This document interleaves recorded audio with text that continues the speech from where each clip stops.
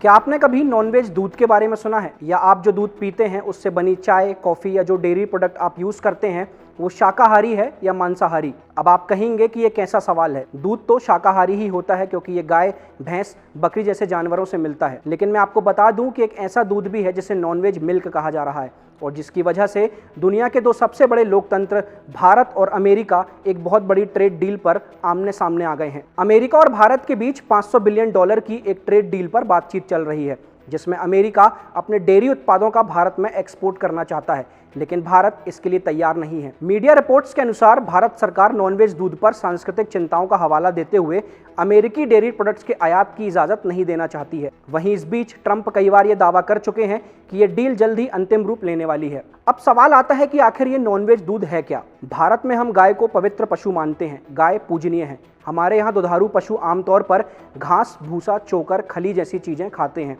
जो कि वनस्पतियों के उत्पाद से तैयार होती हैं। लेकिन अमेरिका और कई पश्चिमी देशों में पशुओं को जो चारा दिया जाता है उसे जानवरों का मांस, हड्डियों के चूरे और खून से तैयार किया जाता है। इसे ब्लड मील भी कहते हैं। अब दूसरा सवाल आता है कि भारत इस पर इतना अडिग क्यों है? वर्ल्ड एटलस की 2023 की रिपोर्ट के मुताबिक भारत की लगभग 38% आबादी शाकाहारी है। ये दुनिया में सबसे ज्यादा है।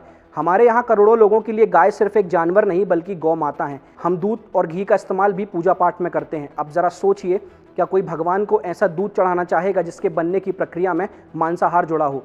एक और सबसे बड़ी वजह यह भी है कि भारत दुनिया का सबसे बड़ा दूध उत्पादक है। हमारे देश में करोड़ों किसान परिवार डेयरी के काम से जुड़े हैं और ये उनकी आय का एक बड़ा स्रोत भी है। स्टेट बैंक ऑफ इंडिया की एक रिपोर्ट के मुताबिक अगर डेयरी सेक्टर को विदेशी कंपनियों के लिए खोल दिया गया तो भारत में दूध की कीमतों में 15% तक की गिरावट आ सकती है और भारत के किसानों को सालाना 1,03,000 करोड़ रुपए का भारी नुकसान भी हो सकता है। अब सोचिए, अगर अमेरिका के सस्ते डेयरी प्रोडक्ट्स भारतीय बाजार में आ गए तो क्या होगा? संस्कृति, आस्था और अर्थव्यवस्था, यही वो वजह है जो इस ट्रेड डील पर अड़ंगा बनी हुई है। लेकिन भारत का रुख एकदम साफ है कि इसमें कोई गुंजाइश नहीं होगी। अमेरिका से आने वाले डेयरी प्रोडक्ट्स के लिए एक सर्टिफिकेट देना होगा जिसमें साफ साफ लिखा होना चाहिए कि जिन जानवरों से ये दूध लिया गया है उन्हें कभी भी मांस, ब्लड मील या किसी दूसरे जानवर के अंगों से बना चारा नहीं खिलाया गया है। जब तक अमेरिका इस बात की गारंटी नहीं देता तब तक उसके डेयरी उत्पादों के लिए भारत के दरवाजे बंद रहेंगे।